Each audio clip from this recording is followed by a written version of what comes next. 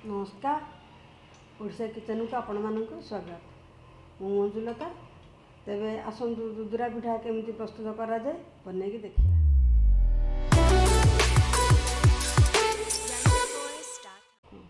आमको दुदुरा पिठा बनिया हेले चावल नबाक हम 3 भाग आउ बिरी 1 भाग आमे बतुरे की बिरी आउ चावलटा को ग्राइंडिंग करदबा कि गुड़ भी प्रयोग करें। आपन को जी मीठा दरकार आपड़ से अनुसार मीठा देवे। प्रथम गैस ऑन करवा, पैन बसैवा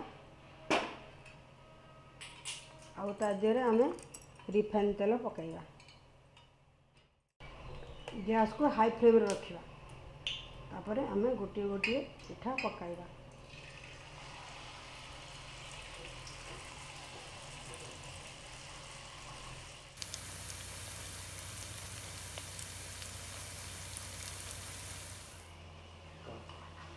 देखु पिठा गुड़िक आमर नाली पड़ी आसला। आम पुणी आर पट को नौटे देवा।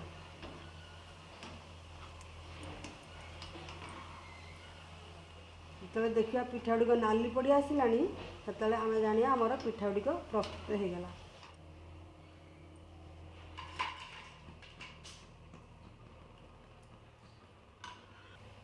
एबे प्रस्तुत हो गला आमर दुदुरा पिठा। यही पिठा को छोट पिला माने बेसी खाया को पसंद करते। आपण मैंने सकाଳେ ब्रेकफास्ट करके दे पारती कि संध्यारे पिला कर दे पारती। आपण मैंने भी खाई पारे। यही पिठा आपण मानू केमती लगिला कमेंट सेक्शन निश्चय जणाइबे। रही धन्यवाद।